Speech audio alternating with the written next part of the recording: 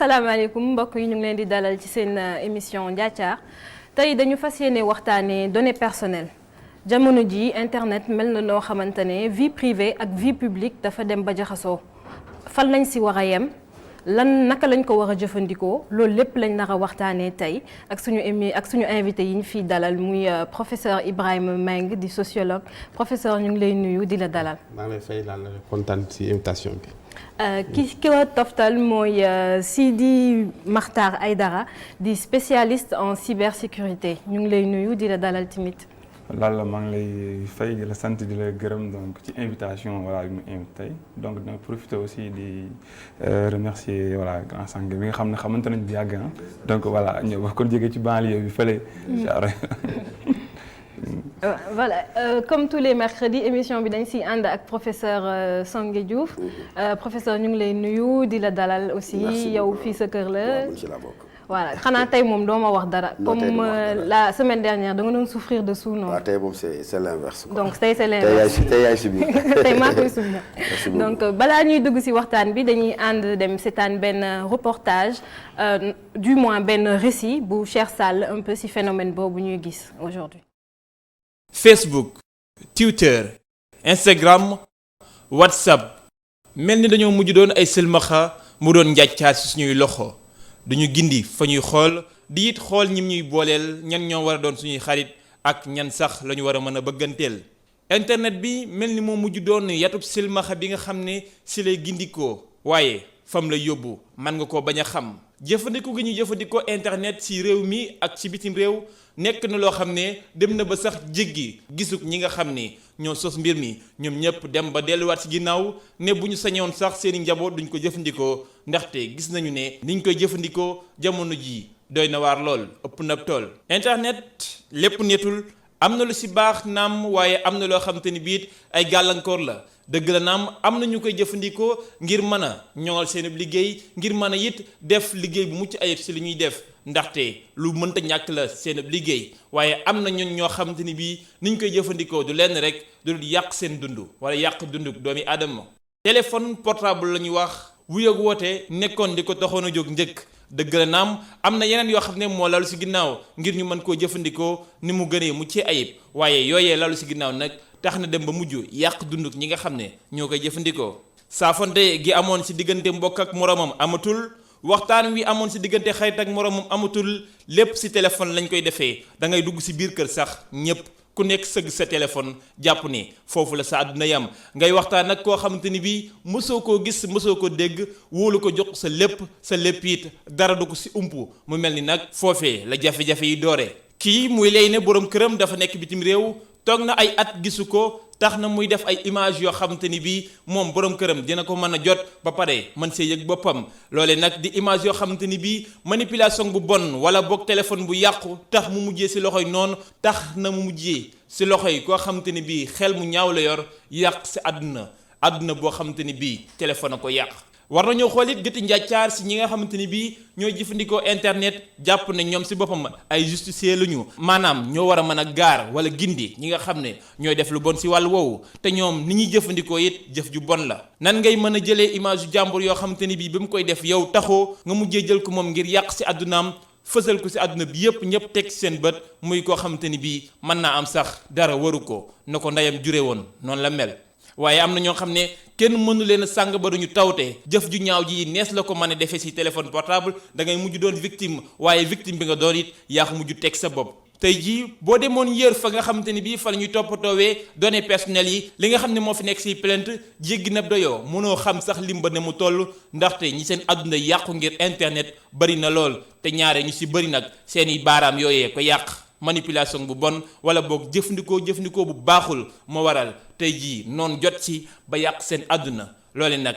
dara jëru ko gëti njàccaarit war nañ koo xool ci ñi nga xam ne ñoo di waajur yi nga xam ne ñooy bàyyi seeni doom ñu jëfandikoo téléphone portable yi te ñoom it amaguñu at yi mën koo jëfandikoo ñoom ñëpp war nañ leen a xool ndaxte àdduna bi jamono dafa xëttaloo li ñuy wax mondialisation tax na amatut ay frontières fépp foo mën di nekk ci àdduna di nga jokkoo ku mën a nekk feneen fu gën a ruqi ci àdduna mën a jokkoo ak moom mel ni yéen a bokk benn kër sax daanaka amatul internet bi mujjee doon kër ci nit ñi te internet dara netu ci Professeur Ibrahima Mbengue gis nga léegi jàngat biñ ci def naka lañ mën a aujourd'hui expliquer rapport bi sénégalais yi am ak le téléphone portable. waaw bon dégg naa jàngat bi am na yu ma partagé ak kii lu mu wax mais bëri na yoo xam ne aussi partagé ma ko parce que souvent am na benn exagération bi ñu def un peu sur l'analyse de l'outil parce que xam nga internet c'est comme le couteau c'est comme la télévision c'est un moyen. C'est un moyen comme outil comme moyen ça dépend de l'utilisation parce que si reportage bi ngi dem ba di regretter même avènement wu internet. Aujourd'hui internet ak téléphone portable yokk na horizon wu nit yu bëri seen perspective da nga gis ku nekk fii doon mën a wax ak ku nekk États-Unis gisante ak moom da nga gis ay famille yoo xam ne dañoo réeroon ñu partagé wu tey rek maa ngi gis koo xam ne retrouvé na papam bon malheureusement dans des circonstances assez déplorables difficiles mais retrouvé na papam après beaucoup d'années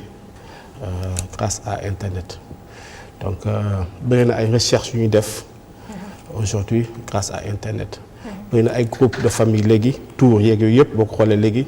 ay retrouvailles de base internet bon c'est vrai que c'est un distracteur comme les télévisions il y a 15 ans 20 ans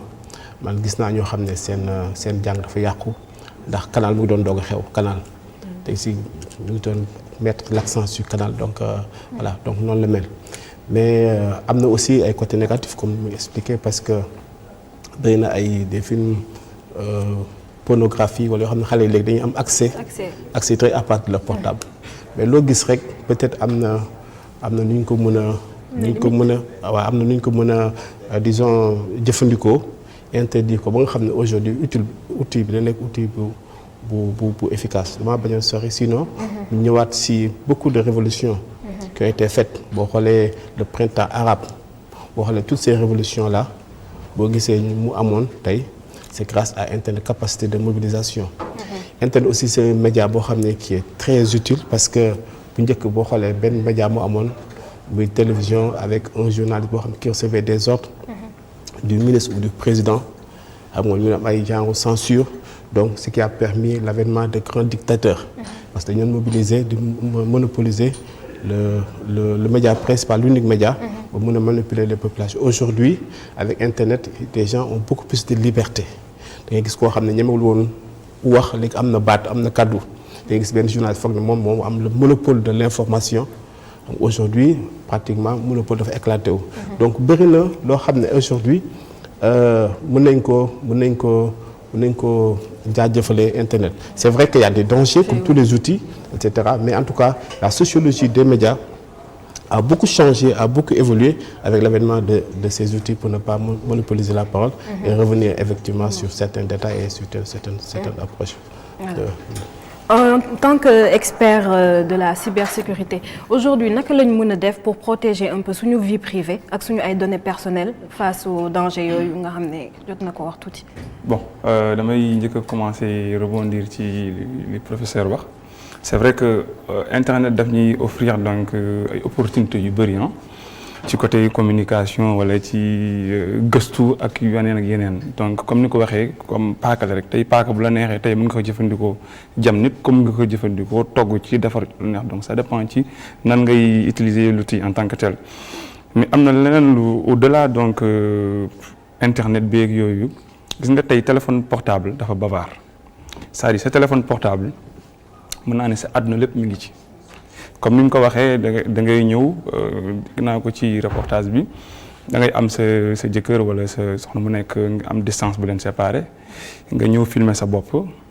di ko envoyer suba téléphone bi am problème nga yóbbu ko ci Moustapha muy réparer Moustapha xool gis ci kii copier ko nga xëy suba gis ko ci kocc di ko copier nga ne fan la jógee nga yor téléphone sànni ko mu wadd keneen jël ko amul mot de passe wala dara mu am accès say données d'accord yooyu ak yooyu donc dafa bëri récemment sax am na li amoon en France xaw ma affaire Benjamin Griveaux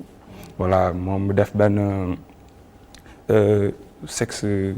tape dañ koy waxee après fu mujj gis nga lim ko indil donc moo tax ñu naan souvent lépp looy def ci utiliser médias sociaux donc soit internet wala technologie xool ko bu baax ndaxte li nga ciy def mën na la dab te bu la dabee ëllëg mën na la yàqal tey peut-être jeune nga nekk nga xale yaa ngi nekk ndaw yaa ngi jàng wala dara yaa ngi jëfandikoo outils yooyu di def loo xam ne ëllëg xamoo looy doon di nga nekk kilifa ñi génneel la ko avant amul woon sax lu ñuy wax ay droit à l'oubli mooy lan gis nga ci internet ci réseaux sociaux yi lépp loo ci def rek daanaka dafay des voilà kii laa yem exactement mais léegi am na lu ñuy wax droit à l'oubli donc il est possible sax yu mel noonu bu la dalee bu dee dañ koy diffuser sur internet am nga possibilité même à partir de Google nga def alerte telle sorte que boo ko dugalee yow képp ku dugal sa tur rek automatiquement day alerté na la am na ko diffuser lii ci yow. Souvent yooyu bu la dalee supposons tey ñu diffuser ay say données personnelles pas du ma données personnelles quoi c'est-à-dire say vidéo yoo xam ne c'est à caractère privé par exemple ñu diffuser ko divulguer ko sur internet. Souvent dañ lay chantage lay nekk dañ la mën nag sextorsion mën nañ ne la voilà yow léegi tey am naa say vidéo wala am naa say image yoo xam ne voilà c'est pornographique boo deful lii dama koy génne wili pande la yàq sa der say kanamu nawle ak ay nit boobaa nga tiit nga commencé nag léegi nag mu ne waa da ngay joxe lii wala da ngay def lii mu chantage la boo ko nangoo du ko bàyyi dina ko continuer te di nga perdre sa xaalis donc yu mel noonu daal bu la dalee xoolal am na ay heureusement Sénégal est bien outillé au niveau de la police am na division de lutte contre la cybercriminalité division la gendarmerie aussi am na benn plateforme de lutte contre la cybercriminalité ñooñu mun nga cee porter plainte en plus commission voilà CDP aussi donc mun nga porter plainte mais ñee boo porter plainte ñoom sont tellement outillés et puis ay nit ñu xarañ ñoo fa nekk ñoo xam ne voilà dinañ la mën a encadrer aider la waaw ba nga mën a gindee ko ci. mais aujourd'hui soo stocké ay données personnelles ci sa téléphone naka nga mun a def ba prémunir wu si yenn hackers yi nga xam ne duñ ko mun a jël est-ce qu'il y a des codes yoo xam ne war nga ko mun a def ci sa téléphone wala nooy protéger sa bopp ba sa yenn données sensibles yi du feeñ parce que léegi on voit que c'est devenu je vais dire entre guillemets à la mode il y a beaucoup de gens qui le font di ko banaliser. Même tey jii boo gisee kenn ku ko defal par exemple son mari est à l'extérieur mu ñëw defal ko des photos un peu intimes pour moom loolu dara nekku ci garaawul mu stocké ko ci téléphone am naka la yan moyen la mun a def aujourd'hui ba kenn du ko mun hacker. Bon kenn du ko mun hacker moom c'est voilà mënoo ko garantir à 100% c'est comme bu ñuy dem assurance di assuré wu c'est parce que voilà sécurité à 100% amul fenn donc voilà code yeeg kii ay nit ñoo algorithme yi ay nit ñoo koy defar donc ay nit ñoo koy dindi donc voilà mais li ci am solo mooy ñu xam ne ñaari mbir la dafa am li ñuy wax stockage bi c'est-à-dire boo ko jël def ko ci sa biir device moom mooy peut-être sa smartphone wala sa téléphone wala dara. boo ko defee li ñuy wax mooy da nga war a am mot de passe boo xam ne donc la am code boo xam ne yow yaa ko mën a xam boo xam ne bu difficile la pour xam ne ku dul yow du mën a tijji sa téléphone du mën a am accès ci information yi. En plus de ça. mën nga xam ni ñu koy wax wolof crypté c'est-à-dire nga chiffré comme vidéo bi nii doo ko bàyyi mu nekk clair. mën nga def de sorte que boo ko chiffré day am code moom it même boo amee ci vidéo bi doo ko mën a exploiter mais loolu da ngay fekk nga am accès ci appareil bi mais au-delà de ça yow comme yow da nga koy jël di ko envoyer ci keneen ci internet lay jaar ci kii bi lay jaar. fi muy jaar it. mën nañ ko fa jëlee. tey man ak yow bu ñuy communiquer. nga may envoyer dara. Professeur am na possibilité intercepter ko am ko yow di nga ko jot dinaa xam ne jot nga ko mais moom it am na ko. mais comment ça peut se faire. comment ça peut se faire c'est-à-dire ñoom yan voies la ñuy utiliser pour def yooyu. xam nga sur internet bi ñuy créer internet au début ak IP amul sécurité. moo tax. yenn affaires yu sensible yu am yi nga xam ne dafa sensible stratégique dañ ciy jaaral lu ñuy wax VPN ça da ngay créer benn canal boo xam ne dafa sécurisé yow ak ki ngay waxal nga xam ne donc voilà tout est chiffré dedans am na sax outils yu mel nii comme bugguma def publicité yi mais bon ñëpp dañ koy utiliser amul solo WhatsApp dañu def chiffrement de bout en bout c'est-à-dire yow man boo may envoyé dara bu la ma koy envoyé buy jaar ci kaw da koy chiffré de sorte que même bu keneen intercepté du ko mën a déchiffrer wala boog pour mu déchiffrer ko dina métti trop. voilà donc li ñuy wax nit ñi daal mooy benn buñ ko defee mënoo leen tere ñu def ko tax dañ koy def. mais bu dee dañ koy def nañu xool nan lañ def bu baax fan lañ koy def ak nan lañ koy defee donc loolu laa ci mën a wax. Professeur suivre nga léegi nii reportage bi yow lan nga mën a wax ci un peu rapport aux Sénégalais aujourd'hui avec le téléphone sànq reportage bi wax na ko nee na téléphone dafa mel ni lu xaw a yàq kër yi soo duggee ci kër yi nit ñi waxtaanatuñu kenn talul kenn ñëpp ñu gis a ci seen téléphone yow ban jàngat nga ci am. waa jàngat bi ma ci am de dans le fond boo ko seetloo dafa mel ni su ma doon àtte daal dama doon un rapport pathologique parce que man rapport nga ma laaj maanaam rapport boo xam ne rapport bu feebar la te li koy waral nag également daf mooy que dañoo préparé wu tellement parce que professeur Mbengue junj na ko ci biir wax ji le Sénégalais n'est pas suffisamment préparé donc révolution la boo xam ne ñun ba muy ñëw daf ñoo bett ba mu ñu bettee jëluñ matuwaay maanaam ci wàllu tàggat ak ci wàllu préparation mentale pour dékku ko donc nag bu ñëwee dafay permettre lii nga xam ne mu ngi woon ci ñun te mënul feeñ mu dal di ko feeñal xam nga bu njëkk boo ñëwoon ci kër yi amoon nañu doon wax mbañ gàcc mbañ gàcc comme son nom l'indique dafay nekk loo xam ne par exemple bu ñuy lekk kuy jaar ca mbedd ma du mën a séet ñi nga xam ne maanaam bërëbu suturukaay la woon am na loo xam ne donc mu ne woon valeur boo xam ne muy nekk sutura maanaam am na loo xam ne intimité nit ki la woon buñ ciy wax dañuy sëgg mel ni ñuy jëw mais fu mu toll nii internet bi mbañ gàcc googu daf ko soteloo maanaam de façon lâche lan la nga xam ne démb ak barki démb boo ma ko doon wax da ngay sàcc di sëgg ci nopp jàmbur wala di ko déy léegi da nga am possibilité wax ma ko ba pare mu mel ni du yow parce que am na loo xam ne mën nga caa làqu parce que bu la neexee nga anonyme def li ngay def saaga. mais professeur est-ce que loolu amul woon bu njëkk aussi. parce que amoon na dégg xam nga amoon na. dama li nëbbu woon ci ñun maanaam lañ doon bës te mu nekkoon ci ñun nga xam ne dañ ko doon réprimer quand bien même mu ngi doon am waaye dafay mel ni loo xam ne kenn mënu ko woon fësal comme ni ñu koy fësalee mais aujourd'hui mën nga utiliser ces moyens de communication mu permettre la nga saaga ma xas ma wax ma lu la neex alors que bu njëkk mënuloo ko parce que ni suñ dëkk ni ñu toogee woon mënoo ko woon beneen aspect bi mooy que comme ñoom ni ñu ko waxee damay fàttaliku borom xam-xam bi mu ngi naan moom il parlait de la technique en général mais mën nañu ko dugal foofu mu ngi doon wax naan je crois que Rousseau la je cite à peu près de mémoire il dit la technique serait un instrument que nous serions malheureux de perdre sans être heureux de le posséder day xaw a tënk lii bu ne un instrument que nous serions malheureux de perdre sans être heureux de le posséder pourquoi nous serions malheureux de perdre parce que da nga Ibrahima waxee mais quand même kenn du fi nekk bu ñoo delloo au Moyen-Âge boo gisee internet li mu rendre possible dans tous les domaines jarul sax lim mais wax dëgg yàlla kenn du taxaw fii di xalaat naan dañuy jëm a taxaw bàjje ko parce que loolu mënta nekk science dafay avancer à la kulli xaal kenn mën ko kii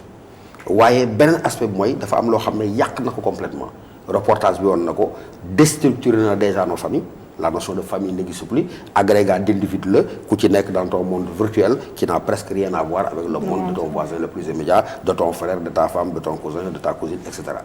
donc boo jëlee aspect yooyu beneen bi ñu ciy yokk mooy comme li ma ko wax dama ciy insister absence de préparation bi parce que xamuñu déjà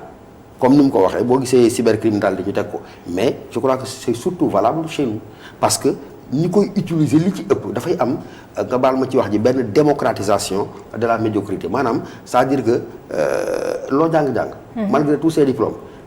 am na koo xam ne demul l'école mais moom yaakaar na ne war na mën a rivaliser ak moom ci benn domaine au moins ban domaine la war a mën a rivaliser ak moom mooy ca jumtukaay ba ca xarale ba da ngay dégg naan samay doom lañ ca xam sax man xamuñu ko mais lañ ca war a yokk mooy ñoom niveau de responsabilité bañ war a am ci utilisation jumtukaay yooyu amuñu ko pourquoi parce que dañ leen cee yarul dañ leen cee tàggatul dañ leen wonul ne lii mën nga ko jël pour jàng mën nga koo jot pour yokk sa xam-xam waaye loo xam ne la mën naa tas réew mën naa tas àdduna mën naa tas kër donc absence de préparation boobu mu nekk révolution boo xam ne dafa njëkki dal suñu kaw tax na nit ñi nañuy réagir wax dëgg yàlla du nekk ci anam yi nga xam ne moom lañ gën parce que boo ko seetloo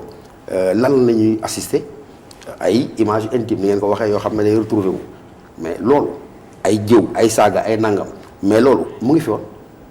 waaye lii daf ko fësal maanaam daf ko may doole boo xam ne dafay contourner mécanisme yi nga xam ne société bi moom la fi tegoon boo tax boo bëggee wax lii wala nga bëgg a def mu am lëtee ba doo ko def léegi mën nga ko def totalement dans l'anonymat le plus absolu parce que am nga ay moyens yoo xam ne yow sa bopp en tant que personne physique et morale tu disparais au profit d'un numéro de téléphone wala d'un mail boo xam ne en réalité mënoo xam exactement ku nekk derrière donc c'est une révolution à laquelle nous n'avons pas été suffisamment préparés et comme on n'a pas été suffisamment préparés liñ cee jëfee boo ko seetloo la ñuy lor la ñuy gën a jëfee parce que ailleurs mais internet outil de développement la dafay gaawal affaires yi dafay yokk koom bi mais fii malheureusement lan la ñuy doyee téléphone sama mbokk alpulaar yi ñoom seen téléphone bu ñuy wax ak lan la génn ne ay day dof rek xamul ne je l'ai enregistré nangam ça veut dire quoi que presque c'est des gens yoo xam ne xamuñu li ñuy jëfee lan moom moo ci nekk la mën a wax professeur Ibrahima Mbengue professeur Songué junj na ko tuuti léegi c'est ce concept de nouveaux amis c'est-à-dire que aujourd'hui doo bëgg waxtaan ak sa voisin immédiat wala ki nga bokkal kër mais tu préfères nekk dans ton monde virtuel à travers ton téléphone di wax ak ay yenn nit ñu nga xam ne gisoo leen sax wala xamoo leen comment expliquer un peu tey jii phénomène. En fait je partage totalement à 100% le point de vue du professeur dama bëgg mettre l'accent sur d'autres aspects pour compléter parce que l'expert wax na ko tout à l'heure par rapport aux données personnelles mais xam nga aussi ñun dañoo am les gens yu am devoir d'exemplarité parce que dañoo war a aussi di fësal di wane en fait di xeex lu bon di xeex lu ñaaw parce que magum jëmm bu nekk di def taatu ne di filmer boppam di kii xam nga loolu aussi quelque part aussi c'est à dénoncer nekkul c'est vrai que vie intime amoon na l'islam dafa wax amoo droit sax sa palanteer di jëlloo que jàmbur wala et cetera loolu lépp am na suñu société gis na ko buntu kër di nga am bañ gàcce donc am na mais autant que loolu am na autant aussi société bu gis ay normes ñoo koy régir et puis ay modèles ñoo koy régir ay exemplarité ñoo koy régir donc c'est pas parce que ñu ngi wax affaire vie privée que aussi yow am nga droit di def lu la neex donc loolu aussi je pense ça c'est très important ñu xam ne devoir d'exemplarité dafa nekk loo xam ne lu benn obligation pour képp kuy kilifa donc ki ñu weer ak li ñu weer moom la ñuy wax gën a mën a joxoñ baaraam que l'outil bi tax ñu weer benn ñaar mooy comme wax na ko aussi le devoir de l'oubli mais oubli boobu c'est dans les deux sens quelquefois c'est très bon parce que tey gis nga phénomène VAR da nga gis benn kilifa jóg wax benn affaire mais du comme moom musul woon wax avant da nga doo mënoon comprendre kii wax na contraire bi mais ak internet da nga gis ne conserve ay données boo xam ne tey bu waxee lu ñu weer ko parce que loolu aussi day seetal société bu nga xam ne ñun aussi dañuy xaw a tiit parce que loolu aussi baax na quelque part parce que kilifa buy jëf war nañ xool ñun ñu ñuy jiite lu ñu doon ñuy jëflante ñuy doon am nga professeur wax na ko da nga gis benn nit boo xam ne foog na am na xam-xam nekk le journaliste ci instant mu def ay toj kese loolu am na mais aussi bëri na loo xam ne justice boo xam ne portable moo ko réglé parce que da nga toog di weddi les avocats les magistrats mënuñu am preuve de aujourd'hui comme ni ko expert waxee sa dund yëpp sa portable yëpp sa àdduna bi yëpp mu ngi ci portable ba fi nga nekk heure bi nga nekk bi jiyee di am loo xam ak loo xam ne lépp mu ngi ci biir portable te loolu dimbali na justice su lu bëri donc médiocrité bi muy wax noonu aussi indi na aussi benn aspect mooy démocratie parce que bu njëkk ba yow boo demul télé ñëw ITV wala dem RTS wala dem beneen télé amoo baat léegi loo médiocre boo amee loo wax bu la beneen télé nagul dégg nga jël sa portable filmé wax te boo xool ñooñu souvent ñoo ëpp audience waaw mais est-ce que foog na loolu dérive la est-ce que waaw dérive la effectivement ça dit quand tout le monde a droit à la parole publique parce que la parole publique en principe elle est sacrée ça c'est le mal même de la démocratie ça c'est consubstantiel à la démocratie c'est-à-dire la démocratie la démocratie c'est vous qui l'enseignez c'est le moins mauvais des systèmes mais la démocratie au moins a la chance la vertu de faire parler tout le monde aujourd'hui les portables étaient faut parler tout le monde en fait je partage tous les aspects négatifs. dama bëgg rek ñu confiner ko si aspect négatif yi. parce que man mii je suis la première victime du portable xam nga tey ñi may seetlu ñi may déglu. xam nga ñu ngi maanaam monsieur Mbengue mii war na wax boppam parce que tout le temps maa ngi pianoté di capoté donc di si pianoté si portable bi. lu ñorul yëpp ma kii daf may distraire. donc pratiquement je perds 80 à 70% de mon temps utile si ay potins et cetera. Mais ça m'a permis aussi de faire beaucoup de recherches, beaucoup d'avancées. En tout cas, je voulais juste dire, par rapport au débat, que cette vie privée, Boukham doit changer, d'évoluer un tout petit peu. En frontière d'idem, on perd de plus en plus à dimension de la vie privée, à cause du portable, à cause du téléphone Internet. Ça, c'est vrai. Mais vie privée, la masse, la taille de la vie privée, est inversement proportionnel au devoir d'exemplarité. Absolument. Au devoir d'exemplarité. Vous n'êtes que dans une société exemplaire, partie vie privée, il y a une portion congrue. Il y a une portion congrue. N'est-ce pas? Il y a une portion congrue, etc. C'est normal. Il y a une portion wala nga nekk di jàlloo wala nga nekk di sàcc. mais da nga koy filmer wala nga nekk di kii naan vie privée. Je pense que tout instrument, tout outil qui permet de dénoncer et de pousser les gens à l'exemplarité quelque part aussi, avec mais aujourd'hui, comment on peut expliquer la proportion que les Sénégalais ils ont à vouloir toujours se photographier ou se filmer ou exhiber sa vie privée? On a esquissé le bénéfice avant de continuer. C'est-à-dire que il y a cette fascination encore une fois par... du téléphone. Non, de tout ce qui est écran. De tout ce qui est écran. C'est-à-dire que il ne se pose même pas la question de savoir. Mais man li may film ni bés bu rëkkee bés bu duggee fii bés bu duggee fee mais mënuñu résister à cette tentation là parce que dafay mel ni mooy wax forme de démocratisation bu baax c'est-à-dire que bu njëkk boo gisee ni télé xam nga day mel ni ku yuuxu génn naa télé ah mais léegi ku nekk da ngay mën a génn télé soo mbokku pël dañu mën a génn télé ñoom ci seen bopp di seetaan seen bopp pourquoi loolu yëpp dafay dellu ci ma dama koy fay di mais c'est un peu plus sérieux ça dafay dellu ci dañ leen xamalul lii lan la comme je disais en ami mu naan ma laa fii xaw ban concours la jaar mu ne ko non boo koy jox portable bi taxawal xamal ko ne yow joxoo ko pour WhatsApp c'est vrai na ko utiliser joxoo ko pour Facebook c'est vrai Insta machin mais xamal ko ne da nga ko bëgg a gën a dimbale ci njàngam donc en même temps won ko ne am na ay sites yoo xam ne foofu quelle que soit discipline la buy jàng wax dëgg yàlla mën na faa defaroo mais encore une fois absence de préparation nga xam ne dafa mel ni benn séisme bu ñëw yóbbaale ñu mais moo indi comportement yi ba pare may la tout ce qui était hypocrisie sociale moo ñëw prolongé wu sotteeku mu mel ni téléphone bi dafa nekk benn déversoir parce que loolu ngay wax li c'est seen obscénité yooyu image intime yooyu ñuy divulguer na fi mais lii dafa permettre nit ñi de façon presque truc ñu mën ko sotti mais aujourd'hui même exhibition boobu yemul rek ci ay photo de nu wala yenn yi tey da ngay gis aujourd'hui ku dem boo demee restaurant soo toggee benn plat bu bees les trucs les plus banals yi nga xam ne yaa ngi koy def sa kër maintenant on exhibe tout mais yow loolu la koy xeeb mais loolu lu neex la lu baax la si ki koy def nga gis koo xam ne mënul togg mu yore portable am tey naan ko mën ko déglu xawamagul ma ñulug dé bu ñulugóom et cetera tey en fait loolu c'est la vie de tous les jours qui est comme ça moom moo nekk présent 80% de ce que nous faisons au quotidien c'est des trucs des banalités et je rejoins aussi professeur si lu mu wax préparation bi parce que par exemple il y a des outils avec aussi sous le contrôle de l'expert des outils qui permettent de contrôler li xale bi di def xale bu téléphone bu sonné sax yow gis nga xam ko koy woo ci sa téléphone fu mu dugg image bi mu dugg donc c'est comme canal bi mu doog a xew il y a énormément de personnes yu mu yàq parce que amoon nañu accès temps yooyu à des films pornographiques à des œuvres trucs et cetera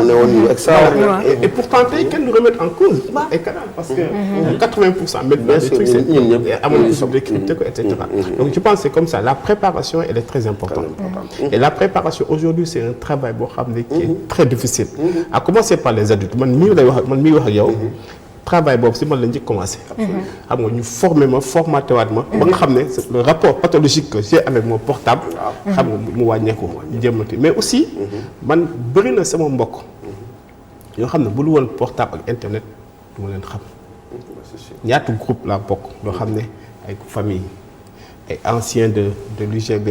ay anciens de ceci ay anciens de cela et cetera ñoo xam ne ma di retrouver ñuy waxtaan mu am benn chaleur am benn relation certes j'ai perdu d'autres chaleurs physiques mais am benn chaleur yu ma retrouver donc c'est vrai que bu ñu ma préparer xëy na dinaa gën a mën a optimiser c'est surtout avec les experts qui vont vous permettre li ma ci mën a wax aussi ci loolu mooy gëwma ni ni ñu koy utiliser dina wàññeeku au contraire parce que voilà dañ nekk ci monde boo xam ne donc de plus en plus donc hyper digitalisé donc tout le monde hyper connecté et ci saa ñu yeewoo ci suñu lépp lu ñuy def boo xool moom lay àndal et puis am na lu gën a doy waar xam nga dañuy wax ci yooyu rek mais am na leneen gis nga tey saa ñu yeewoo soo ba ngoon dañuy def di bàyyi ay traces rek ñu concernant boo demee pour jënd billet d'avion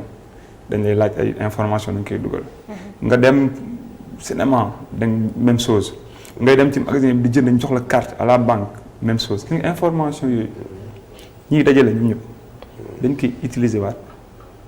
pour yeneen dañ koy jëfandikoo ci neneen noo xam ne wala ñuy jaay ko ñeneen ñooñu utiliser ko ci neneen lépp ngay fekk tey il est possible boo duggee ci internet dañ naan internet nii mooy li ñuy jëfandikoo ay Google yeeg ñuy def ngay wër pour moo gën a ndaw presque mën naa ne 10% la ci internet 90% bi yëpp mu ngi ci li ñuy wax dark web voilà foofu am na beneen passe bi ñuy wax dark net moom si fan nga mën a jëndee commandité ay mœurs jënd ay mot de passe jënd ay numéro carte bancaire utiliser ko contre ay nit am na aussi lu ñuy wax donc chantage à la webcam donc souvent moo tax mbir mi du rek ñun africains yi wala sénégalais yi lay dal même tubaab yi daf leen di dal lu bëri. mais aujourd'hui naka lañ mën a def ba protéger wu ci caractère à données personnelles yooyu nga xam ne ñu ngi koy joxe parfois à notre insu. Non c'est-à-dire ñaar c'est-à-dire par rapport ak utilisation ni ñu koy jëfandikoo dañuy sensibiliser nit ñi wax na ko sànq. foog nit ñi ñu sensibiliser leen ñu yaraat leen wax leen ni kat bu dee yow parent nga. am na noo war a doxalee ak say doom ñi jëfandikoo outils yi. nga voilà am na sax benn campagne doon lancé bu ñuy wax affiche être parent à l'ère du numérique une responsabilité à assumer. donc voilà c'est-à-dire tey mënoo nekk parent sa doom bu am 5 ans nga jëndal ko 5 ans jox ko benn smartphone muy dugg fu ko neex. xamu des fois mën na dugg ci site boo xam ne day heurter vraiment gis loo xam ne vraiment daf koy. da koy yàq. donc voilà te nit dafa sopp nit loo ko teral lu ne rek day bëgg a xam lan moo ne ci ginnaaw. donc voilà yooyu foog aussi ñi ciy bàyyi xel. ñu xam ne maintenant loolu bi nga ma laaj beneen moom mooy banati. mooy caractère yi nga xam ne ñu ngi koy joxe parfois à notre insu. voilà c'est-à-dire loolu ba seet mënoo ci dara c'est-à-dire li ñuy wax ay données la yoo xam ne dafay nekk ci internet ñëpp dañ ci am accès tey parce que booy dem di jënd biir noo def daa am benn base de données boo xam ne la voilà c'est-à-dire mondial centralisé boo xam ne ñëpp ci la ñuy kii information yi ñoom bu ñu koy jël moo tax sax booy xool même ci yenn sites yi boo ci dugg danaan la dañuy utiliser lii ak lii boo accepté wul sax doo mënut am accès ci application yooyu da ngay mujj obligé accepter Facebook tey boo ñëwee tey di ibbi compte da ngay fay doo fay et j'ai l'habitude de dire que ni quand quelque chose est gratuit c'est vous la marchandise. Oui, c'est ça. doo fay dara mais sa donnée la ñuy jël jëfandikoo jaay ko. donc mënoo ci dara àdduna bi yëpp la. moo tax ñu mel ni France ñu mel ni Union européenne dañu am ay réglementation yu ñu teg yoo xam ne dina tax ñu protéger donc yenn information yenn données personnelles seeni citoyens donc ñun fii amaguñ ko donc telle sorte que yow mënoo jël yenn données yoo xam ne citoyen européen la yóbbu ko feneen en dehors de l'Europe di ko fa joxe. ok am na tey jii ay photo wala vidéo yoo xam ne nit ñi dañoo di ko génnee dafa am ñoo xam ne dañoo dem ba def ko liggéey façon nit yooyu lan la ñuy risquer. bon dañ leen sànq nga jël ñu tudd ay information wala que ce soit. vidéo sànq am nga kenn koo si jot a tudd. waaw vidéo wala ay photo yoo xam ne c'est à caractère donc vraiment donc peut-être mu naan pornographie wala xaw ma leen sexuel privé nga génnee ko. donc voilà yoon dina la daan lu bëri maintenant li metti mooy. nan ngay mën nañ leen teg loxo. mais teg leen loxo bu dee Sénégal lañ nekk kii am nañ leen teg loxo am nañ nee naa ne xarañ nañ lool ba foo nekk mën nañ xëy suba fëgg la jëlee la fa. mais bu dee ki ñuy doon wax sànq boobu ba tey mu ngi continuer. ça fait des années non defal naa. nañ kenn jàpp ko. bu nekkul Sénégal xam nga c'est difficile xam nga tey mën naa nekk Sénégal fii serveur du nekk Sénégal te li ci ëpp sax du ñu nekk Sénégal dañuy nekk feneen di ko def boo nekkee te aux États-Unis ngay saaga xam nga Sénégal fii boo saagaa dañ naan la voilà li nga def délit dañ lay tëj boo nekk États-Unis di saaga amul problème yow léegi kooku boo bëggee nag yónnee dans le cadre donc voilà enquête xaw ma lan judiciaire bëgg appréhender kooku mënta ne parce que fi mu ne du délit yow fi nga ne délit la mais fi mu ne délit serveur bi mënoo koo tëj serveur dafa nekk ci ay dëkk yoo xam ne xamoo ko bu dee fii le Sénégal peut-être mën nga am accès tëj ko mais la plupart du temps et même serveur yi ñuy wax kooku noonu la ñuy wax sax ay serveur am nekku ci police mënu ci dara lan lañ mën a def peut-être dans le cadre de la coopération donc judiciaire entre ay police ay Interpol ak yooyu noonu xool lu ñuy def am ci loxo te encore faudrait-il que li mu def nekk délit ci fi mu ne donc voilà. Voilà donc nee nañ cybercriminalité bon dommage qu'il n'y ait pas kenn de la cybercriminalité pour kii wax ñu yenn aspects yi mais nee nañ depuis 2017 ils enregistrent au moins plus de 200 am na 200 personnes yoo xamante ne ni arrêté nañ ko est-ce que aujourd'hui sénégalais yi ils sont assez outillés xam nañ bu baax seeni droit ba nga xamante ne su tey ji ñu jël sa vidéo wala ñu jël sa photo diffuser ko te neexu la est-ce que xam nga yow fan nga war a dem pour joytu loolu. waaw bon am nañu ko xam pour commencer aussi c'est-à-dire 200 tuuti na c'est-à-dire ñoom li ñuy def ci liggéey mënoo sax xam 200 bi ngay wax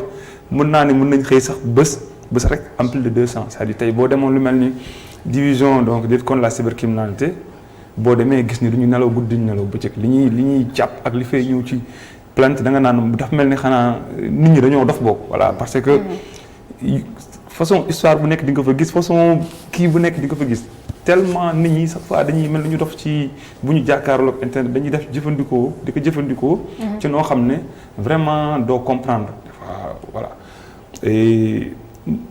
bu la dalee nag mën nga porter plainte comme ni ma la ko waxee police mais du n'importe quel commissariat. tey boo demee commissariat bu ñu dëkkoon commissariat bu yëmbal. di ko fa porter plainte da ngay waaru donc voilà nit ñi fa ne.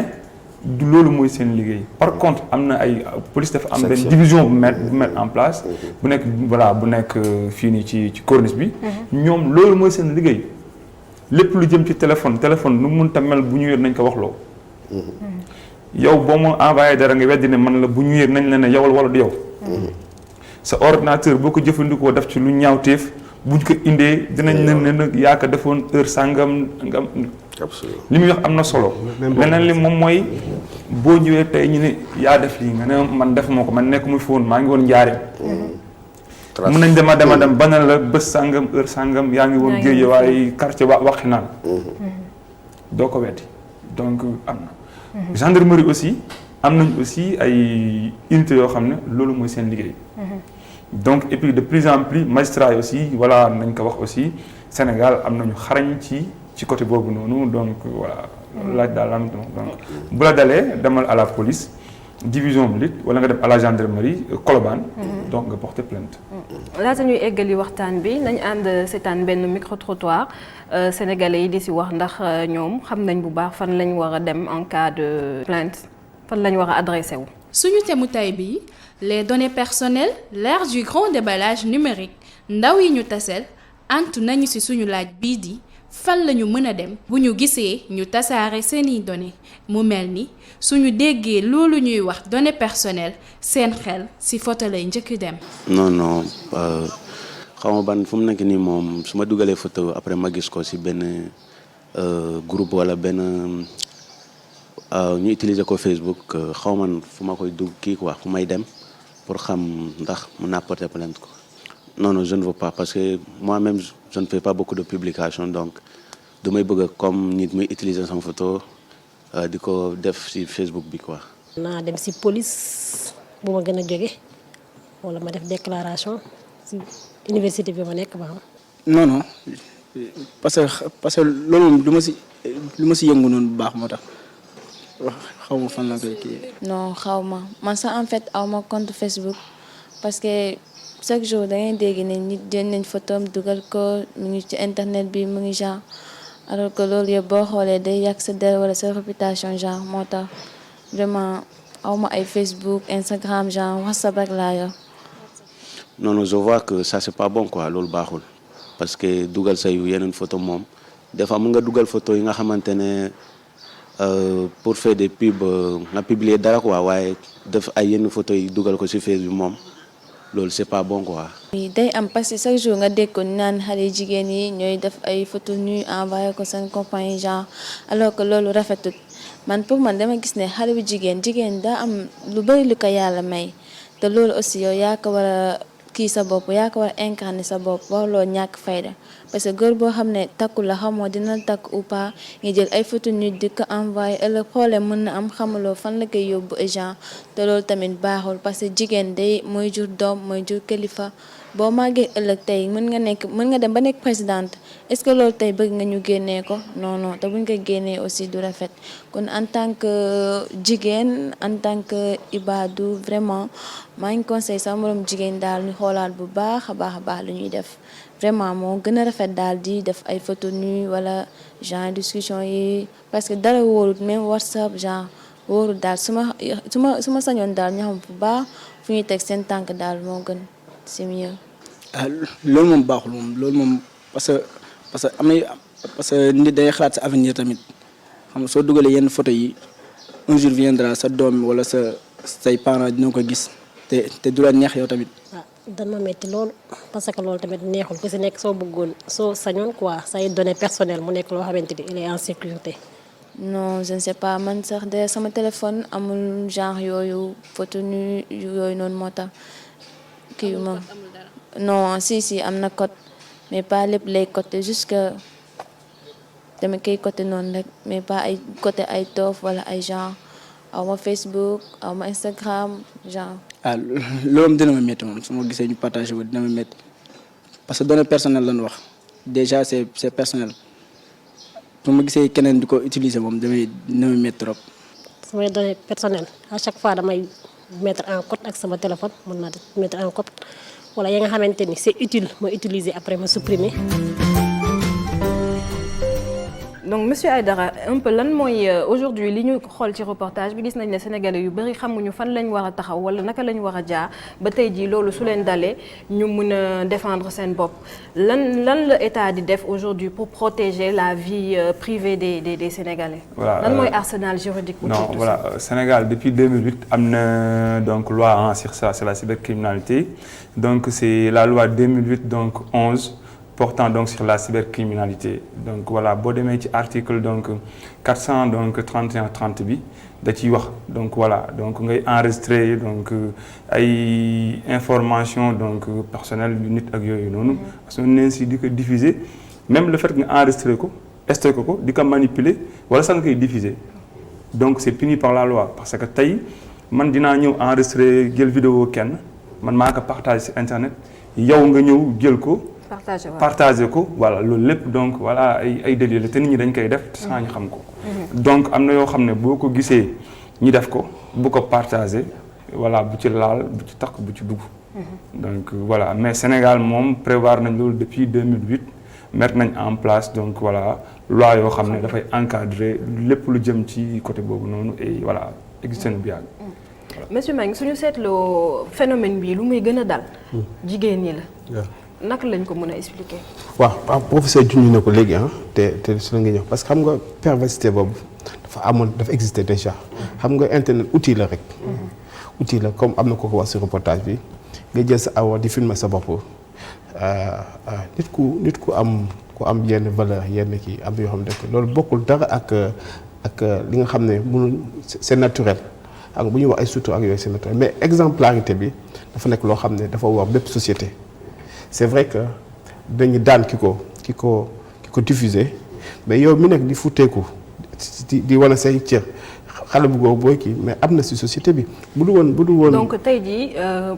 bu sa ay données personnelles fuitées yow am nga ci benn comportement fautif boo xam ne. mais exactement il y a 20 ans 25 ans boo doon lire benn article temps station wan moo amoon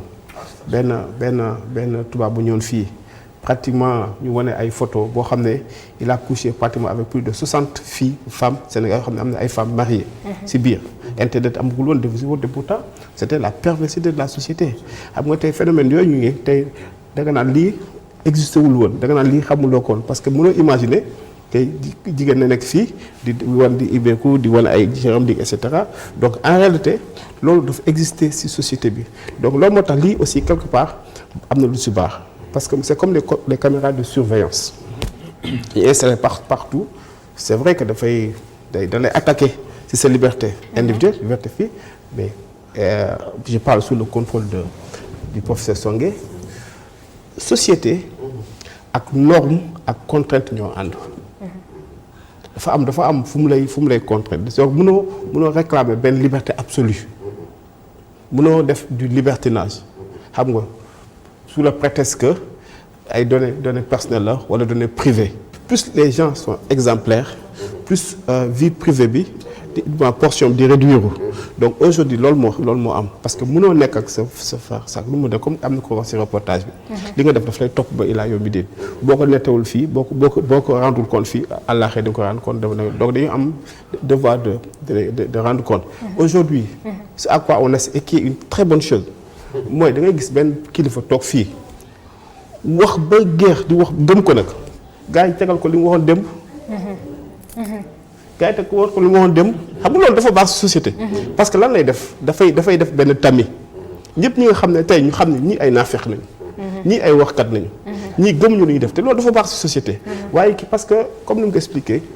la plupart des gens de la société xam nga dañoo xaw a médiocre amuñu niveau loolu mu ngi ci alxuraan mu ngi fépp est-ce que donc li ngay wax day daal di am jeexital ci kii bi donc bu dee yow ku bon nga di wax lu bon amul kenn ku mën a contrôler kenn ku mën a wax a weddi parce que ñëpp fàtte wala amul benn appareil d'enregistrement effectivement yow mën nga yàq société donc ces appareils là ces outils là quelquefois c'est juste un complément par rapport parce que li si am lu bon yëpp ne wax nañ ko ba pare am na xam nga benn pathologie benn et cetera loolu am na mais aussi il faut ñu xam ne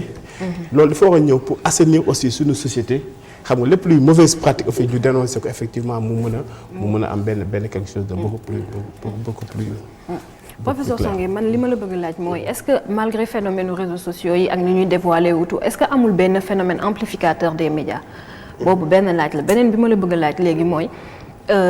pourquoi tout le temps aussi muy dal xale yu jigéen ñi kese lu ci gën a bëri ci li ñuy gis. waaw première question pourquoi est-ce que amul amplificateur des médias loolu moom déjà réglé nee nañ la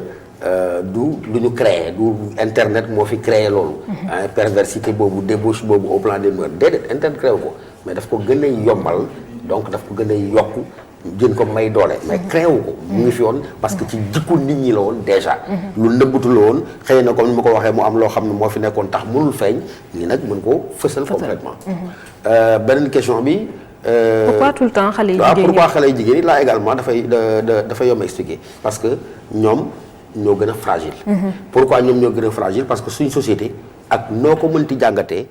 ci côté boobu dafa nekk li ñuy wax une société répressive sociologue bi xam ne li may wax te répression boobu boo ko seetloo ci jigéen ñi la mais c'est une répression positive parce que dañ leen di jéem a encadrer parce que dañoo fragile. donc répression bu nga xam ne moom la société bi di exercer parce que liberté bi xale bu góor bi am. dans notre société xale bu jigéen bi amu ko parce que dafa am fu ñu teg jigéen jàpp ne am na nu mu war a toogee am na nu mu war a doxee am na nu mu war a waxee am na nu mu war a jëfee bref nekkinam ci biir penc mi dafa wuute ak nekkin nag yi nga xam ne moom mooy xale bu góor bi donc répression la xale bu jigéen bi li muy obligé def maanaam da koy nëbb donc du exprimer wu complètement mais li nga xam ne nag moom mënu ko woon exprimer ci penc mi parce que boo defee ñu jox ko ñu teg ko baaraamu tuuma ŋàññi ko teg ko ci daram loo xam ne xëy na waruñu ko cee teg loolu day tax internet bi daf koy permettre mu nekk scène d'exhibition xam nga bu njëkk ci suñ société traditionnelle yi amoon na ay xeetu fecc yoo xam ne bu amoon daf doon permettre ñi nga xam ne généralement dañ doon woddu di takk bu mu dëgër mu nekk benn genre défouloir da ngay gis mu nekk benn hystérie collective nit ñi di yuuxu donc amoon nañu loolu mais loolu fi mu nekk nii lan la mais mu ngi nii mooy sa instrument bi nga yor mooy moyens yi la portable bi jox ce qui fait que yow finalement li nga xam ne société bi daf ko la xawoon nangu mu jàpp mel ni sa liberté la wàññi mais da nga koy exprimer te comme jeune fille ñoom ñoo gën a victime au niveau de la famille dans l'école dans la société parce que dañ leen di aar protéger leen ñooñu nag ñoom ñoo nekk la couche la plus fragile parce que ñoom ñooy gën a am tendance ou échappatoire à travers yow bu fekkee fi mu nekk na nga réprimer nga ne bul dem ca concert ba bul def nii mais bu lay yàlla suturaalul boo moytul mu nga toog yor appareil am di xool film porno wala def nii donc ça veut dire que finalement ci ñoom lañ koy gën a mën a remarquer parce que ci ñoom la censure sociale bi gën a exercer wu ñoom ñoo koy gën a soxla parce que c'est un moyen de parler c'est un moyen de se libérer des pesanteurs et des contraintes sociales donc looloo waral loolu mooy wax ci tuuti rek gis nga li muy dal xëy na xale yu jigéen ñi moo gën a bëri mais de plus en plus mu ngi dal góor ñi gis nga léegi da ngay gis ci ay koñ quartier yu bëri mel ni ma dëkk sax ñu naan dafa am voilà ay kii de massage ak yooyu xale jigéen ñi mais la plupart du temps boo ci duggee dañ def massage plus et la plupart dañ lay filmer après stage donc voilà jigéen ñi dañ koy def góor ñi ñu et puis booy seet ñu ci war seen appartement ñu bëri dañ fay bàyyi caméra yoo xam ne ci ay brosse à dents lay nekk ci ay kii oui nga dugg fa ñëw simmeeku ñu filmer la pare nag di la chantage dañ lay chantage da ngay dem ba après ngay sonn da ngay mujjee dem porter ji plainte am na cas yu bëri boo demee à la police cas yi rek nga fay fekk ay kilifa yoo xam ne def nañ leen ko defati leen ko donc faut aussi nit ñi moytu xam ne yenn ñi voilà jarta ñi ni moytu c'est important mais le plus important mooy ñun éduqué wu boo yor sa ñaari jabar nekk jullit ñëpp di jiite ñëpp si jàkk ñëpp jagle kilifa fekk guddi yaa ngi dem salon massage plus xam nga boobu ba dañuy moytu boobu baax na waaye na nga éduquer sa bopp ba nga xam ne loolu nga jommal ko sa bopp moo gënati encore li mu wax dëgg les filles sont plus fragiles ñoom nay gën a manipuler et cetera mais aussi loolu day wane ne le système éducatif il n'est pas opérant il n'est pas efficace parce que am na ku ko wax ci reportage moom jommal na boppam yenn yi donc quel que soit l'outil qui est mis en place le plus important mooy nga jommal sa bopp yenn yi parce que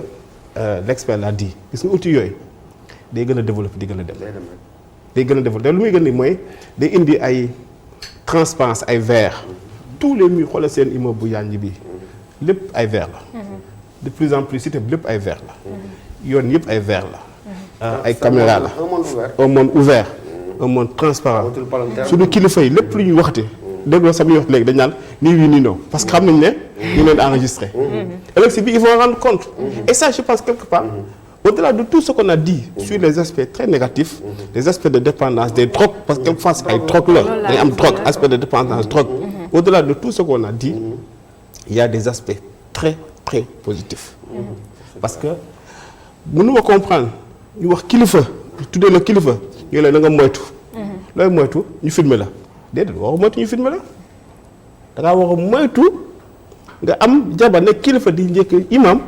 nekk si centre de massage ñu lay massage bu filmer foofu la problème bi rek xam nga mu ko dégg lan la waaw mu ne am na loo war a jombal sa bopp waaw mais est-ce que mën ngaa jombal yow sa bopp loo xam ne sa pénc kenn jombalu ko fa justement xam nga foofu la problème bi nekkee voilà awa bu ne yow da ngay war a jomb lii mais bu fekkee déjà xale bi waaw mooy ba muy nekk adulte environnement bu muy bañee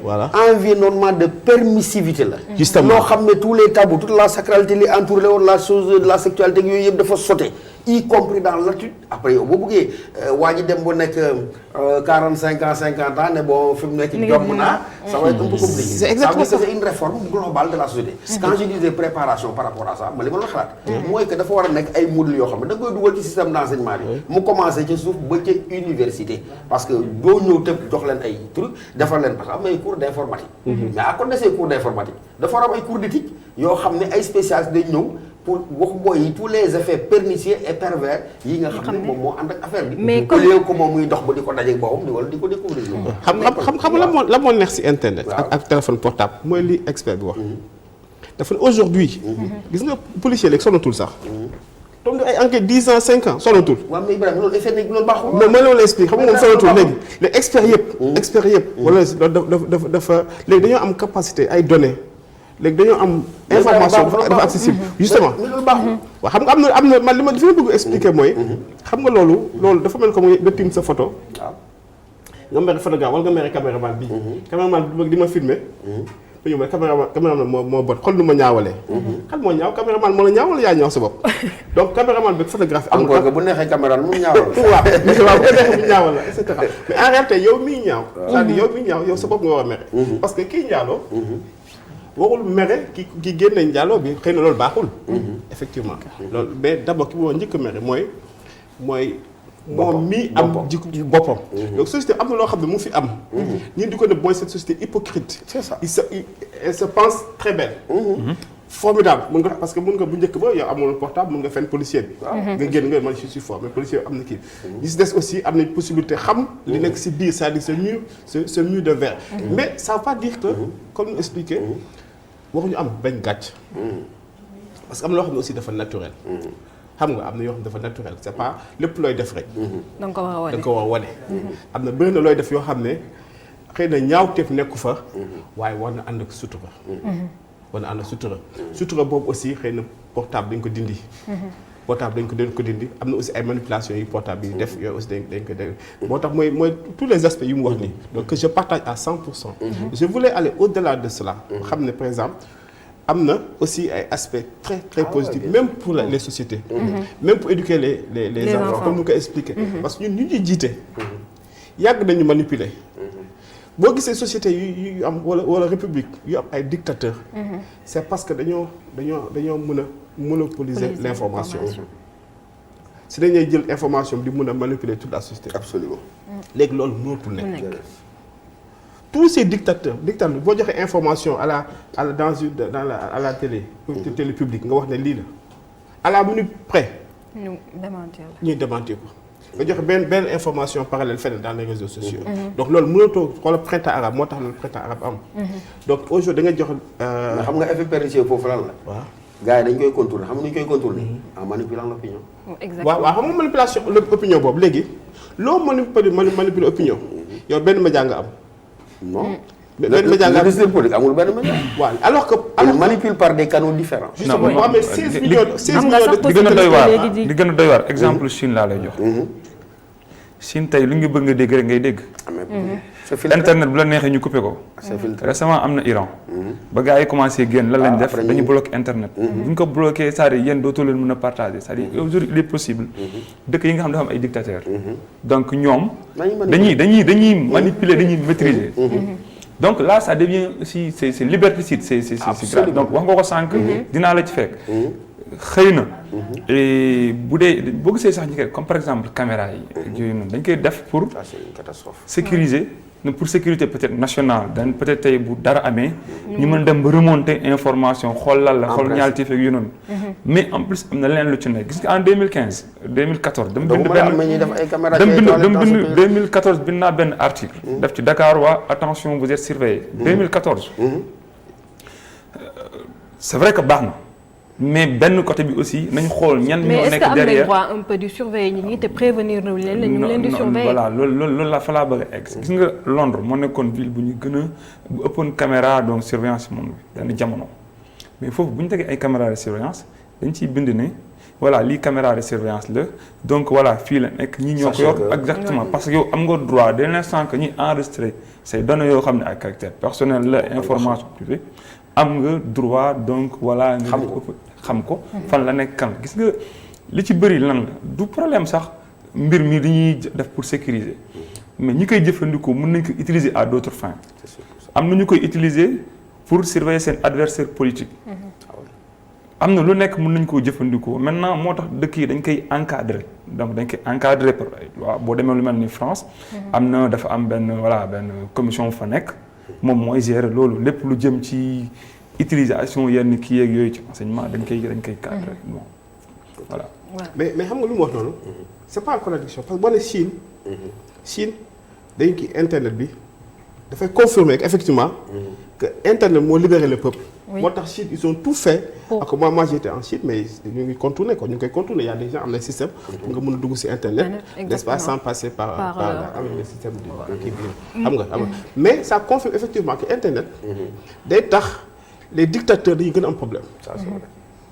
tey li ñuy wax nii tey mën nañu wax nii ñu fàtte ko xëy na boo yorul enregistrement bi fii kenn dootu ko yorati mais bu duggee xës ba dugg internet 10 ans après 20 ans après sama sët yi ñu ko mën a contrôler. et ça je pense que ça c'est bien de le savoir. parce que man li ma gën a neex ci 5 dernières années yii. li ma gën a neex ci internet surtout sur le plan politique. mooy le système des VAR. le système des VAR da ngay gis koo xam ne ci benn néeg la nekk. moom kese ak benn waay di waxtaan. wax ci kaw ñu koy filmer benn néeg. 5 ans après mu wax le contraire gars yi tegal ko ko. benn waay boo xam ne. bu dul woon moom kenn du am accès à ces informations mu tegal ko ko ne ko yow li nga def ne en contradiction te comme ce que j'ai dit et ça c'est très important. le devoir d'exemplarité de nos kilifa. ñu am devoir d'exemplarité. et loolu waruñu ko mun a bañ au nom de la vie privée. parce que ñi ñuy jiite. wala ñi jiite si politiquement. wala ñi jiite si famille. wala ñi jiite si société yi entreprise yi. dafa am devoir d'exemple société mënoo koo defar te amoo ay modèle mënoo ko defar te amuloo ay références mënoo ko defar si benn excès de liberté c'est pas possible dafa am ay contraintes yu am ay normes sociales ay valeurs yoo xam ne am ju koy incarner Yonent bi alayhi salaatu wa salaam c'est le modèle des modèles dans les sociétés islamiques mais sa vie est étalée sa vie elle est étalée. da lay wax sax ba nu mu nekk si biir kër ba nu mu nekk ak soxna. mais lan laa mënul d'accord aussi. foofu mooy mënuma comprendre tey man ak yow. ma ñëw sa bureau entretien. ñu toog ma lay enregistrer. non di ko diviser. donc am na leen li gën a garaaw lu ñuy wax.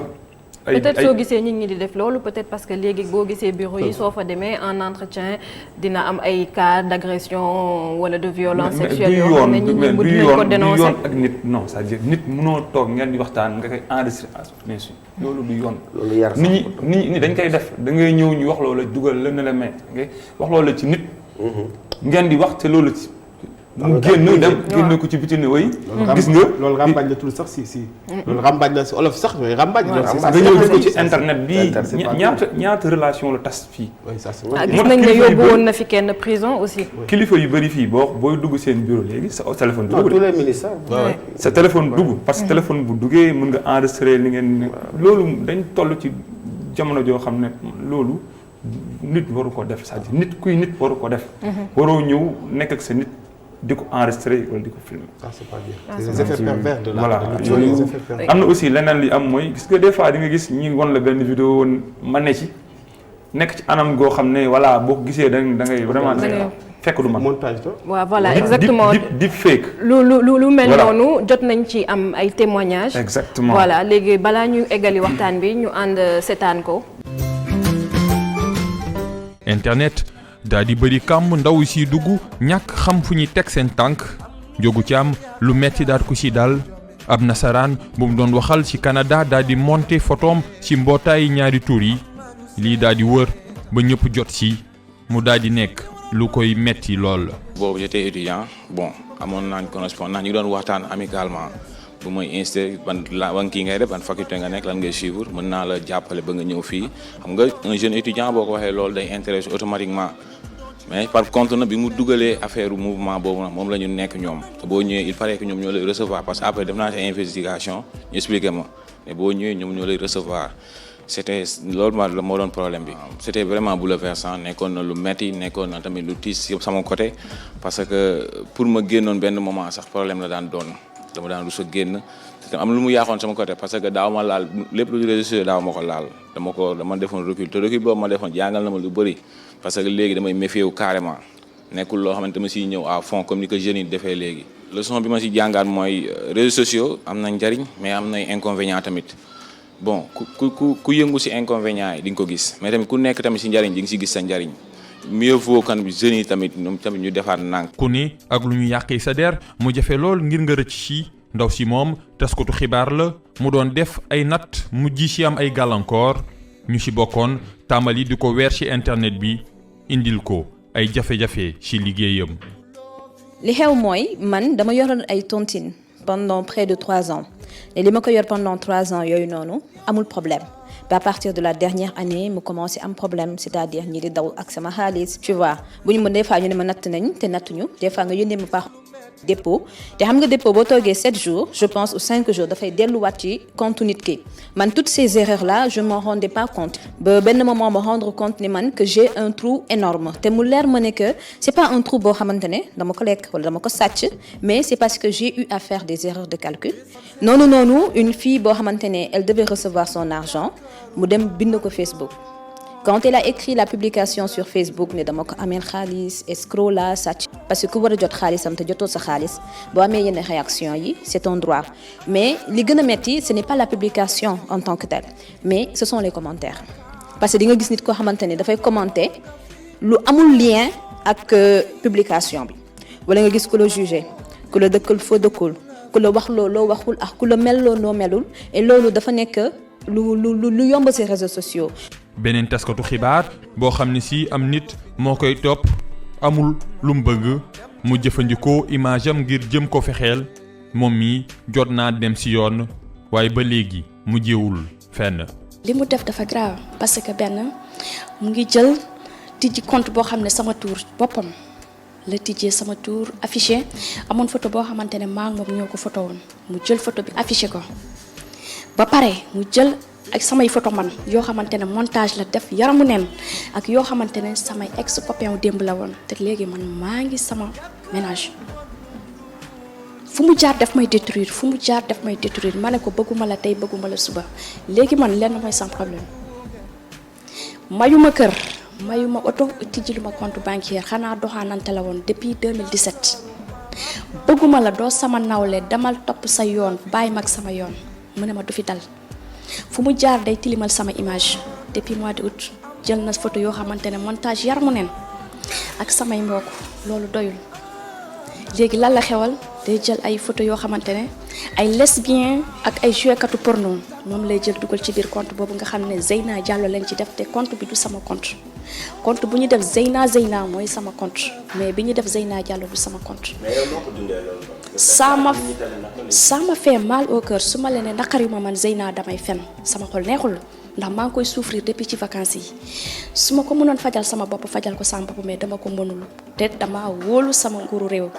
ma bëggoon nag ñi àddu ci dossier bi parce que sëy sax jigéen bu la ne may ma baat bu dee góor bu am jom nga danga koy may bàyyi waxtuma la doxaanante. mu jot nguur gi daal di gën a yokk daan yu muy teg ñuy yàq dundu doomu aadama yi ci internet askan wi tamit wala def nànk ci xareelu yees yi yu mel ni téléphone portable. gis nañ léegi reportage bi gis nañ ay victimes yoo xam ne témoigné nañ ci elles ont été dañoo kenn ci gis nañ ko dañ ko vilipender sur les réseaux sociaux et tout soo xoolee reportage bi est-ce que aujourd'hui on doit se méfier des géants du web comme genre ay Facebook wala ay WhatsApp yi nga voilà. bon ñu ngi méfier wu du ñoom ah c'est-à-dire du GAFAM yi donc voilà du ay Google Facebook Amazon wala ñeneen ba non c'est pas li nga war a méfier wu moom mooy jëfandikoo bi ngay jëfandikoo donc outils yooyu noonu wala ak nit ñi nga xam ne ñoom ngay jëfandikoo tey mënoo xëy nit koo xam ne xamoo ko mosoo koo gis demander la ami sur Facebook nga accepter ko ba pare retourner mosoo koo gis xamoo ko même boo ko xamee sax c'est permettre donc di ko envoyer di filmer wu di simmeeku ci kanamam di def yenn yi. loolu c'est grave. Donc voilà loolu bon sens sax du ko war ko permettre nit. donc voilà yooyu la mais du ci encore une fois de plus du ci voilà géant du web yooyu non géant du web ñoom li ñuy def mooy say information la ñuy jël di ko jaayaat voilà yooyu ci noonu la ñuy voilà. mais pour protéger sa vie privée est-ce que ñun waruñoo jéem a génn ci ñooñu. boo ci génnee ci lay dal. mais man sax y a pire hein parce que nga wax ni la question mooy est-ce qu'on doit se méfier des GAFA mooy Google et cetera non moi je pense qu'on doit se méfier de son ami et de son voisin et même gis nga seetaan na benn documentaire boo xam ne waa ji dafa ñëw ba ci benn buntu kër toog dugg ci par internet dugg ci intimité foofu à partir des caméras de surveillance bi foofu nekk ak seen portable mu dugg mu gis li ci kër gi yëpp ak li ci yëpp da nga nekk ci douche bi ci toilette bi wala ci mu lay gis mu ngi ci buntu bi xam nga jot na dugg ci sa réseau xaak na bu dugg sa biir réseau à partir de ton téléphone portable xam na li nga def yëpp à partir de ton ordinateur xam na li nga def yëpp à partir des caméras xam na li nga def. xam nga loolu muy am donc on se méfie plus que de. xam nga lu tax loolu di am. souvent nit ñi bu ñuy monter ay caméras de surveillance muy fii xëy na mot de passe par défaut lañ ciy bàyyi. ok. mot de passe par défaut nga ciy bàyyi nag day tax. nit ñi mën na ñëw ba bu ñu duggee mën nañ xam yow yaa ngi def pour sécurité bi sa kër moom mi ngi ci biti mi ngi ci nekk ci biir kër. yëpp. mi ngi xam ci biti lay toog mais dina dugg ba si biir kër magasin yi mën nga gis def nañ ko daaw ci benn événement bu ñu doon def ñi def nan la ñuy kii en direct en live lañ ñëw ci jour événement bi dugg ci ay caméra yu bëri ci àdduna bi di gis ay magasin ñi wan nit ñi nan lañ ci nekkee ak yoonu à distance parce que sur internet yu ci bëri amul mot de passe donc faudrait que nit ñi mot de passe yi muy àndal ñi koy changer di ko modifier aussi beneen conseil may joxe aussi mooy boo amee sa compte Facebook sa Twitter wala lenn chaque fois ngay changer sa mot de passe ba pare. est-ce que doguma la mais est-ce que di bàyyi par exemple say ordinateur en veille wala ngay bàyyi sa page yi di ubbeeku en permanence loolu est-ce que moyen la pour nit ñi di ci mun dugg di sàcc say données. waaw en fait boo connecté internet ba pare da ngay déconnecté wu benn ba pare leneen li aussi mooy boo duggee ci yenn sites yi. bàyyi noonu par exemple guddi gi nga bàyyi sa ordinateur mu continuer de connecté internet. waaw. mën nañ ci def loo xam ne yow sa ordinateur mën na sax bañ def dara mais sa ordinateur la ñuy jaar pour def ay ñaawteef def ay rebond leneen li aussi li ci am moom mooy gis nga li ñuy wax ay deepfake tey mën nañ ma wane ma nekk ci am comme li ñu gis ci reportage bi fekk du man am na logiciel yoo xam ne da lay tax nga def ko nga ne waaw diwa ngi nii boo mi leen di man wala sama mbokk wala sama yaay wala sama maam munoo fexe ba du gëm ni yow la amul looy wax boobu ne danaan la yow la sa kanam a ngi ne yow la nga ne ko du man mi ne mais nag heureusement mais juridiquement tey jii su fekkee ne dañ la filmer wala ñu enregistrer la à ton insu tey nga ma dem déposer plainte est-ce que loolu juridiquement c'est recevable? Ah bien sûr ah oui kay c'est recevable boo ko defee kay yoon dal seen kaw rëq seen digg ah réew mi am na yoon boo ma filmé amoo ne si jël ko diffuser ko voilà def ko ci non comprendre dama ne par exemple tey jii man ma ñëw dugg sa bureau en entretien wala dara ma enregistrer la à ton insu bien sûr même bu fekkee ne yow dama la waxloo ay wax yoo xam ne kiiwul et tout juridiquement loolu ah oui c'est fini li gën a grave mooy lan sax man ak yow ñu nekk téléphone rek nga enregistré kii communication mënoo ko jël comme preuve sax ci tribunal wala fenn ne preuve ngi ni non parce que ni nga amee preuve bi moom xawla booy seetlu gis nga même fooy def caméra da ngay def ni fii am na caméra fii ñi ngi lay sëree boo fi duggee ci magasin bi yow nit da nga yëgal nit ki ne kat fii am na lii mais doo ñëw ci ginnaawam def ko après nag bu ko utiliser contre moom voilà professeur man dama bëggoon ñu ñëwaat tuuti sànq yaa ngi ko wax nga ci tuuti mooy ci effet drogue bi nga xamante ne réseaux sociaux yi am na ko ci ñun. am na sax benn étude américaine bu ma doon lire boo xam ne nee nañ réseaux sociaux yi dem na ba léegi c'est aussi stimulant que le sexe naka la ñu mën a expliquer aujourd'hui loolu. waaw xam nga professeur sax brossé woon na ko effectivement et puis la première victime c'est moi la première victime c'est moi le premier drogué c'est moi parce que da ngay dafa am ay yenn information yooyu recevoir yu neex yoo xam ne à un moment donné da ngay waaw da koy rechercher coûte que coûte c'est-à-dire le complet regarde les Sénégalais dans la rue moi dama ko def benn genre kii objet d'étude tu regardes les Sénégalais dans la rue boo la xoolee c'est des fous hein. Complètement. Ils ont le comportement d'un fou bu njëkk bi nga daan daj il y a 50 ans boo doon dajeeg benn dof ci mbedd bi nu muy comporté di gesticuler dox ci digg tali bi. ci digg tali bi xamul gauche xamul droite xamul kii rom xamul kii comportement mu am regarde les Sénégalais man dama koy seetlu ils ont le même comportement da nga gis ku nekk ci digg tali bi di gesticuler def ay noppam xamul sax fu mu nekk. il est dans un autre univers.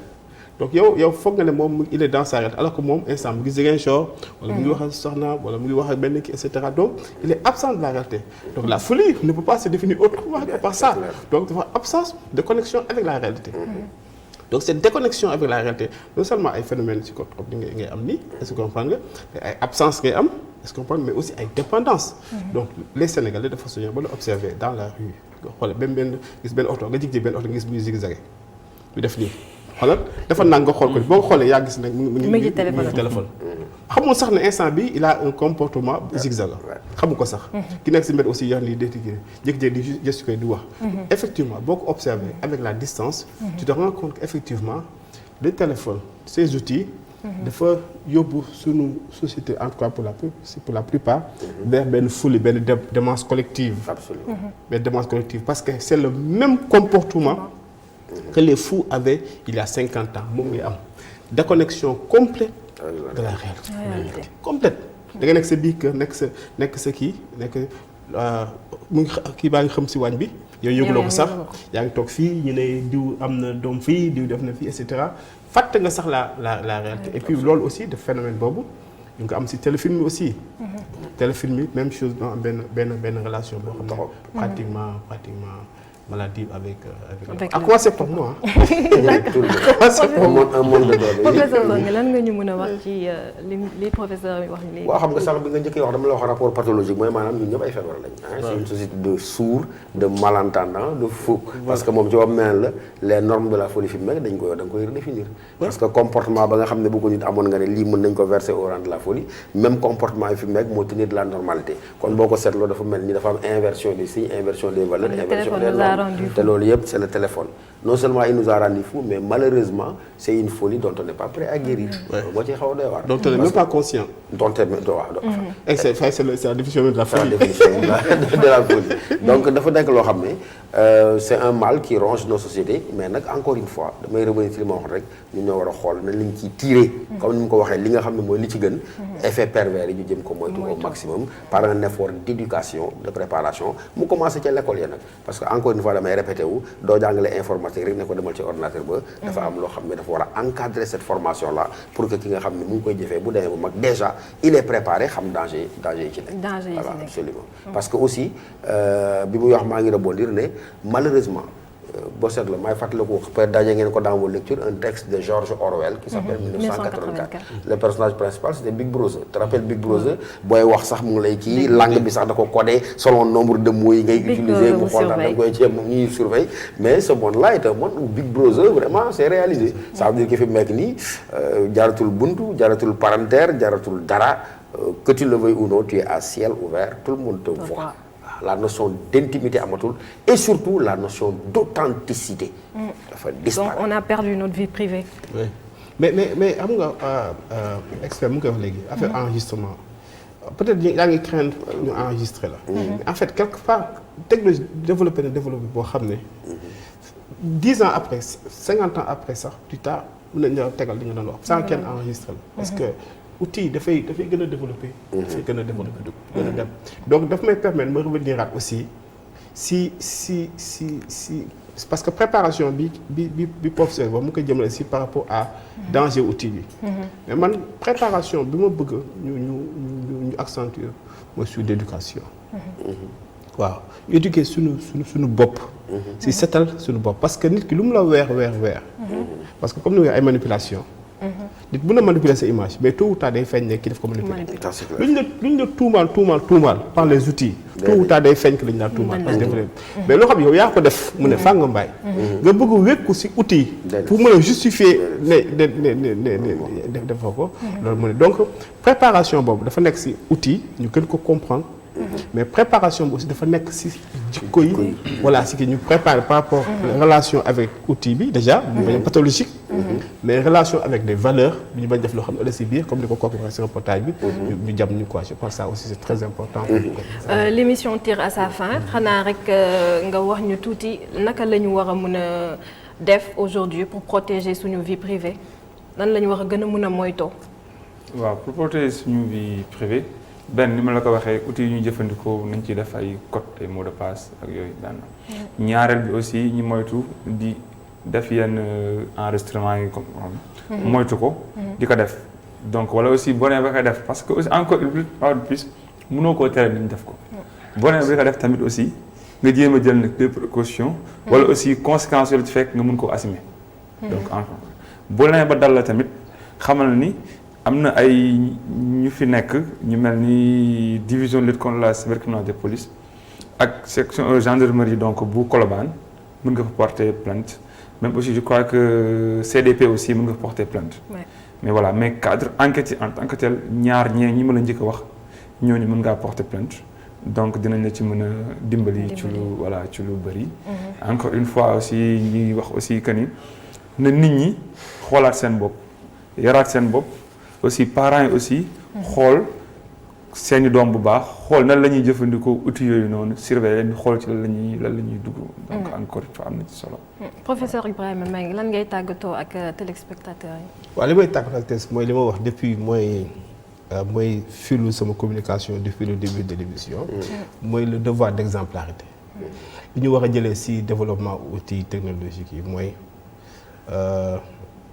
nous avons un devoir d'exemplarité. bu ñu jiiñ ñaawteef ñuy def bu ñu ko jiiñ outils technologiques yi. bu ñu weerul fii nañu weeru ëllëg feneen foo mu dem di nga weeru. avant bu ñu wax sutura si loo xam ne dafa naturel dañuy wax sutura. mais mënoo jël ay ñaawteef yooy def guddeeg bëccëg. xam nga mu ne wekku si ginnaaw des outils dafa amplifier lépp lu baax. lépp lu baax bu dee ay recherche daf ko amplifier. bu dee alxuraan. soxla nga dem feneen nga toog sa portable àjjuma boo paree nga jàng sa kii. lépp loo sa bokk bi nekk États-Unis mënoo ko woon gis ko. sa famille boo mënu woon dajale nga dajale ko. lépp lu baax daf ko amplifier mais lépp lu bon aussi daf ko amplifier. donc bu dee bon bi si yow la nekk wala si société bi la nekk buñ ko jiñ outils yi dafa ñëw ne ko fàng wane ko. ne am une société de transparence moom la ñu am léegi ak tous les dangers cybercriminalité. criminalité mosu fi jóge dafa la am daf ko amplifier xam nga gën ko jox benn dayo mais dafa am loolu daal laa mën a wax nekk c'est un outil comme tous les outils. voilà am na utilisation boobu ëpp importance que outil bi en tant que tel. professeur Songué tey naa la bàyyi nga tàggoo dese nañu tuuti temps. waaw li ñuy wax rek mooy éducation formation sensibilisation outil la et comme tout outil dafa neutre. La science elle-même elle est neutre.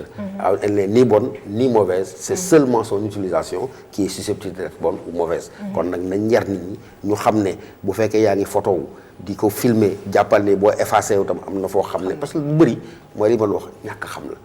boobu ñu ci bëri ñooñu ay analphabètes lañ wala même bu fekkee jàng nañu amuñu benn maturité intellectuelle bi amul benn sens des responsabilités. ñu xam ne loolu ñuy def illaa yow mi din supprimer nga koy supprimer na waaye comme ni la ko expert bi waxee am na foo xam ne du fa deñ kooku boo ko defee loolu mu leer ko bu koy defati dina hésiter pour def ko te loolu amul feneen fu mul jaar fu dul éducation yaru jéem a defar jikko yi comme ni ko Ibrahima waxee parce que bu jikko yu defaroo dina dem ba jeexital ci li nga xam ne noonu la ñuy jëfee li mooy xarala yi parce que xarala yi encore une fois kenn mënul tàggoog ñoom kanam la jëm parce que ëllëg